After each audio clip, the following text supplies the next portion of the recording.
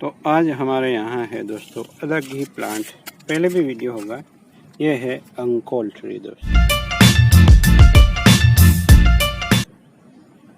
इसमें फ्लावरिंग भी होती है और फ्रूटिंग भी बहुत ज़्यादा होती है, पर उसकी हालत बहुत ही पतली हो गई है क्योंकि यहाँ देखिए ये सब वायर बाइट हो गया और मैंने ज़्यादा ध्यान नहीं दिया। और आज हम इस प्लांट से दो बातें सीखने वाले हैं क्योंकि यहाँ दूसरा भी प्लांट लगा है।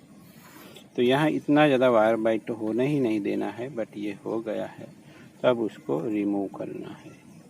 ऐसे ही रिमूव कर सकते हैं क्योंकि यहाँ ज़्यादा ब्रांच है नहीं, तो ये इजी सर्वाइव नहीं होता, इसलिए इसे छोटे प्लांट से काम चलाना पड़ा है।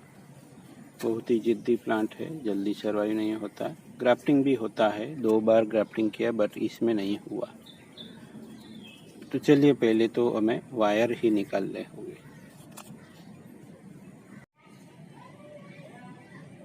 तो अब इसके साथ मैं क्या करूँ समझ में नहीं आ रहा, क्योंकि मेरे पास जो प्लांट है वो पीपल के अच्छे नहीं हो रहते।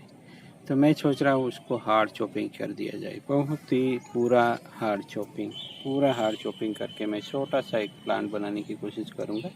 देखते हैं क्या होता है, क्योंकि ये तो अपने आप ही ग्रो हुआ है। पूरा हार्ड चॉप कर लिया है, अब इसमें जो ग्रोथ होगा उसके हिसाब से आगे चलेंगे। तो हमारा ये टाइनी सा एक प्लांट तैयार हो गया है। अभी ये फाइनल शेपिंग तो है नहीं, बट फिर भी इस शेप में है। कुछ रिवर्स पेपर भी है, देखेंगे क्या होता है। इसको थोड़ा सेक्रीफाइस के लिए रखा है। तो प्यारा सा प्लांट दोस्तों, इस तरह के अगर मैच्योर थोड़ा प्लांट हो जाता है, ये मैच्योर कहलाया जा सकता है, तो इससे में काम करना मज़ा आता है दोस्तों। ये दोस्तों हमारा बोगनवेलिया जो हमने लगा दिया था नर्सरी स्टॉक से, तो उसमें बढ़िया सा ग्रोथ हो रहा है दोस्तों। तो उसमें वेट ज़्यादा है इसकी स्टेम के हिसाब से, तो ये ज़्यादा हिल डुल रहा है, तो इसको मैं थोड़ा ट्रिमिंग कर देता हूँ। और अभी तो ज़्यादा बारिश हो रही थी तो इसलिए आज तो धूप है, बट इसमें बहुत सारी ब्रांचें आ गई है और फ्लावरिंग भी नहीं हो रही। तो यहाँ मैं ट्रिमिंग कर रहा हूँ, बहुत ज़्यादा ग्रोथ है तो, क्योंकि प्लांट स्टेबल नहीं हो पाया है।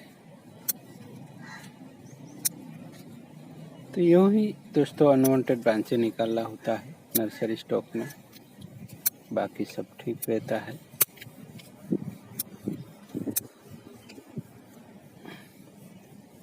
तो धीरे धीरे आप लोग भी सीख जाएंगे कि कौन सी ब्रांच अच्छी है या कौन सी नहीं रखनी है, ये ज़रूरी है।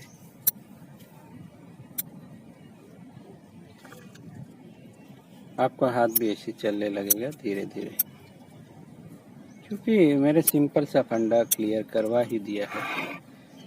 ब्रांचों के बीच में अंतर 2 इससे थोड़ा ज़्यादा हो तो बढ़िया है। प्लांट के हिसाब से वेरिएशन करता है। बहुत ही छोटा टाइनी प्लांट बना रहे हैं तो उसके हिसाब से उसका स्केल बदलेगा। तब नहीं सोचेगा तुम इसका प्लांट बनाना है तो उसमें कैसे दूरी रखे, ऐसा कोई ना सोचे।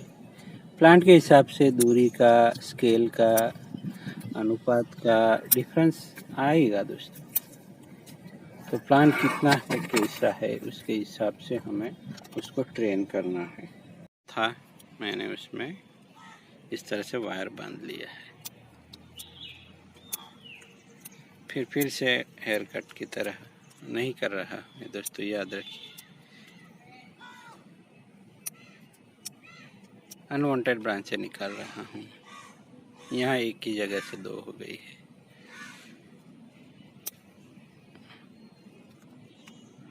तो यही ध्यान में रखना है जब फ्लावरिंग होगा। अभी कुछ बारिश रुक जाएगी तो यहाँ फ्लावरिंग होगा, नहीं तो सितंबर होता है दोस्तों फ्लावरिंग का सीज़न।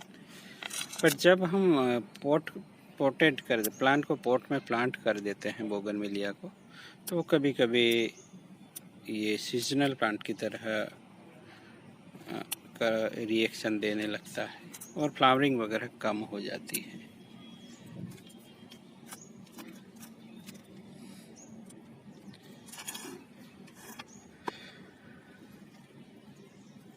तो ठीक है, ये बहुत ही हिल डुल रहा था, इसलिए उसको हमने स्टेबल करने के लिए ट्रिमिंग दे दिया है। पानी तो अभी मैं इसमें देता ही नहीं क्योंकि मानसून में ही बाहर ही रहते हैं पौधे हमारे। देखते हैं क्या कैसा रिएक्शन होगा आने वाले सीज़न में, तब उसका हम अपडेट देंगे फ्लावरिंग के साथ। फ्लावरिंग के लिए तो इसको पानी से रोकना होगा, बट अभी तो ऐसा हो नहीं पाएगा, कितने प्लांट को अंदर रख सकते हैं। तो चलिए, ये तो नेचुरल शेप में ही है। तो मिलते हैं किसी और नई टॉपिक के साथ। Thank you for watching.